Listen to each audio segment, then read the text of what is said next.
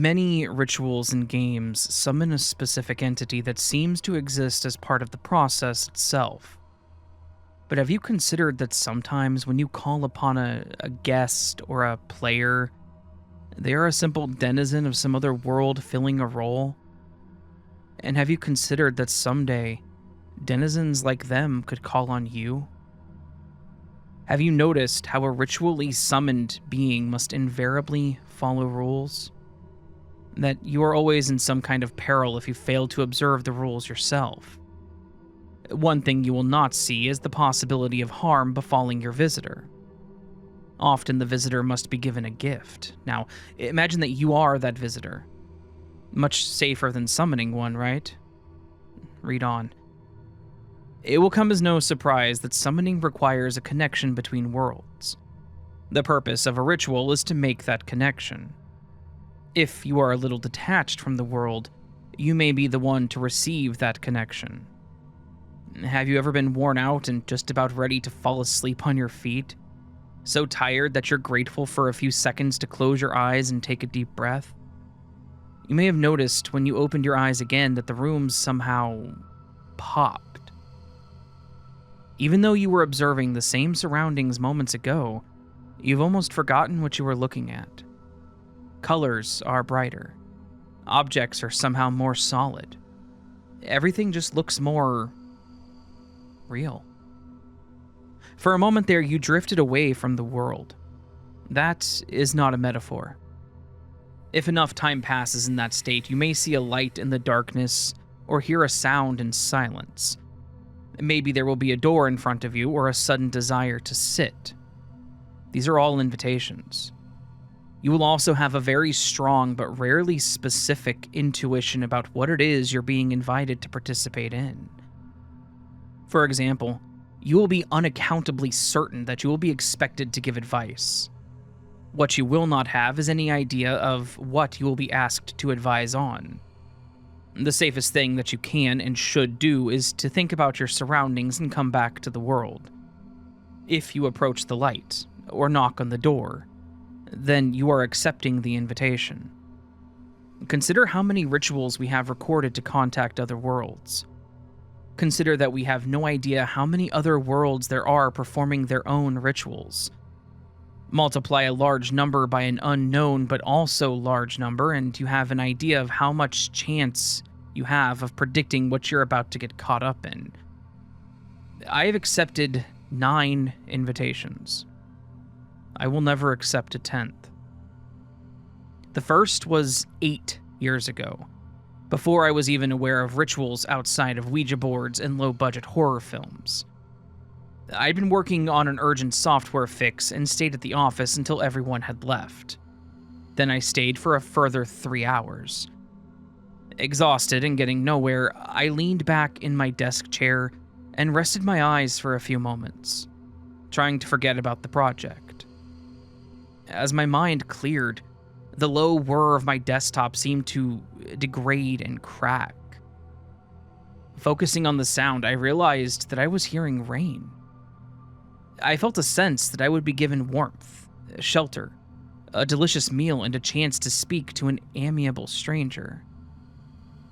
I'm not usually a lucid dreamer, but not knowing any better, I assumed that must be what I was experiencing and welcomed the break. I sensed light through my eyelids and heat on my skin. I opened my eyes and saw that I was in front of a fire. I was at the center of some kind of gazebo with rain pouring down all around. A kneeling figure faced away from me, with a hand on the ground just far out enough to catch the rain. They addressed me as Traveler and asked me a series of arithmetic questions. A few of these took a little thinking. Remember multiplication before addition, but I was confident that I had gotten them all right. I know I would have been sent away without my meal had I gotten one wrong. I don't know how many questions they asked me, why the answers were useful, or how long I was there. Eventually, the rain abruptly stopped, and I was told that the fire was about to go out. I was woken by my alarm clock in my own bed moments later. Thinking it was a really weird dream, I went to work as usual to find the bug fix completed, along with a very happy client and an impressed boss who gave me a small bonus on the spot. I now understand this to be my delicious meal. CCTV footage shows that I worked at a remarkably consistent pace for 20 minutes before efficiently collecting my belongings and leaving the office. It was later that a friend told me about a similar, really weird dream, and I became interested in what may be going on. That was when I found communities sharing rituals and started reading, but never did I find anyone talking about having been summoned.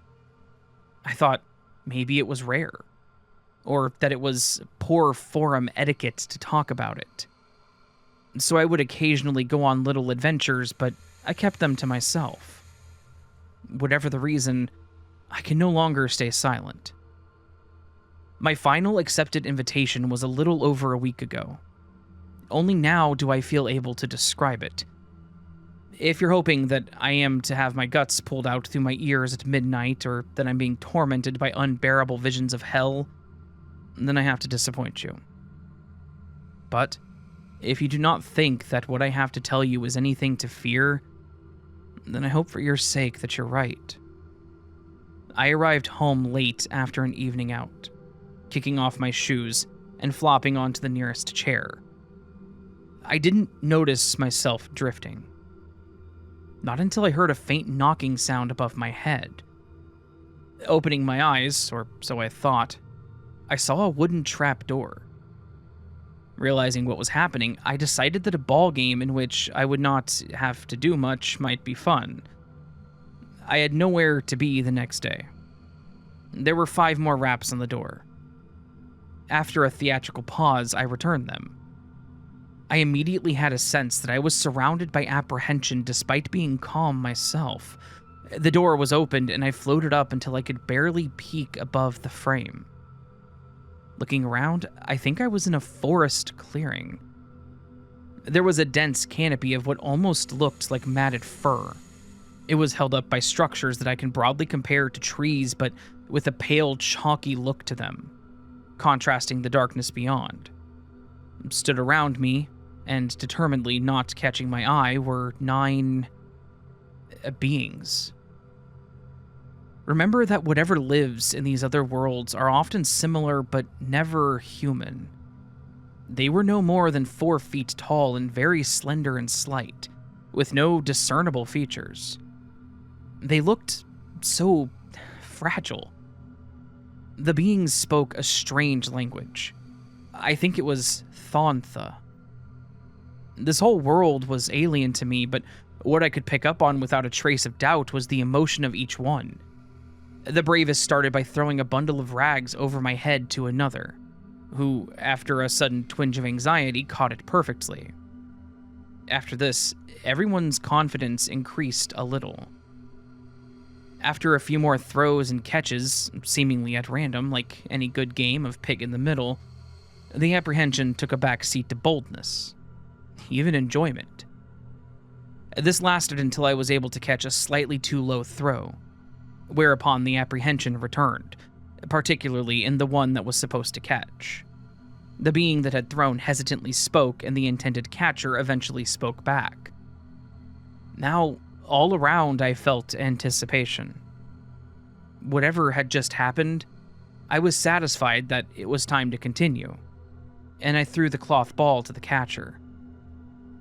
Immediately, the mood shot up all around the circle. Triumph, fascination, confidence. The game continued like this, with me only occasionally catching a ball. After an awkward exchange between thrower and catcher, there would be a sense of relief, of a storm having passed, and spirits would soar even higher. This lasted until I got the sense that I would need to leave very soon. That was when I caught the ball for the final time. When the thrower spoke, the catcher immediately tensed. It felt trapped, ashamed, and afraid. It paused for a long time. I hoped long enough that I would be allowed to leave, but not quite. When it spoke, I knew that it was lying. I didn't know what the lie was about or how extreme of a lie, just that this being had dared to attempt a deception. Despite treating this as a game, I was suddenly, unaccountably furious at this. A fury I have never felt. A fury I didn't know existed. With an incoherent roar of anger, I threw myself up through the trapdoor and at the deceiver. The whole circle was terrified, and this poor thing felt a deep, mortal fear. But that didn't stop me. I pounced on it like an animal and launched my fists at its small form. It was as fragile as it looked. As I rained down frenzied blows, I felt cracking and shattering. Bones like glass broke into tinier and tinier shards. By the time I stopped sensing the fright and the anguish, it was nothing more than a sack of translucent skin full of dust and fragments. Only then did I again become aware of the horror of the group around me. Coming somewhat to my senses, I fled back through the door, slammed it shut behind me, and willed myself awake. I was alone in my room, as I had been before. I don't know exactly what ritual I responded to, though the basic details aren't hard to work out. What I'm very clear on is that I murdered a living thing. The game may have brought me there and given rise to a feeling, but the overwhelming rage came from within. Few people will believe it happened, and none will ever hold me accountable for it. I have to live with what I have done, and what I know now is a part of me, with no way to make amends. Maybe there are also some directly dangerous invitations, but know that none are sure to be safe, and that you don't have to be cursed to be broken.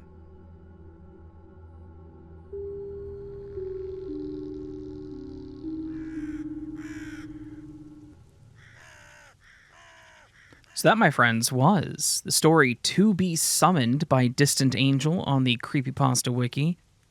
A really fun reversal take on the ritual pasta that I actually quite enjoyed. It's a fairly new one. This one was posted, I think, on late 2025. I'd have to go check the exact date. But it's a fairly new one. It's not a classic one, but in my opinion, it stands up with the classic ones. Good, scary story. Good, fun creepypasta, in my opinion. So hopefully you all enjoyed it. If you're on the YouTube side, please consider subscribing, leaving a comment, and liking the video. If you're on the podcast side, hey, how you doing? If you're on Spotify specifically, you can go ahead and leave a comment underneath the episode. Let me know your thoughts. Not obligated to, but if you want to, I would appreciate it. If you have a story you want to send in, be it true or fiction, go to astheravendreams.com and click the button to do so, or email it directly to astheravendreams@gmail.com. Both those are valid. Just make sure you tag it if it is fiction, so I know not to include it on the main podcast or channel or whatever. So, yeah. Hopefully you're all doing well, and hopefully you have an amazing day. Hopefully I see you again here soon. But until then, remember that you are loved, you are valid, you are important, you are the best you that you can be. Don't forget it. Until next time, my friends, much love, and sleep well.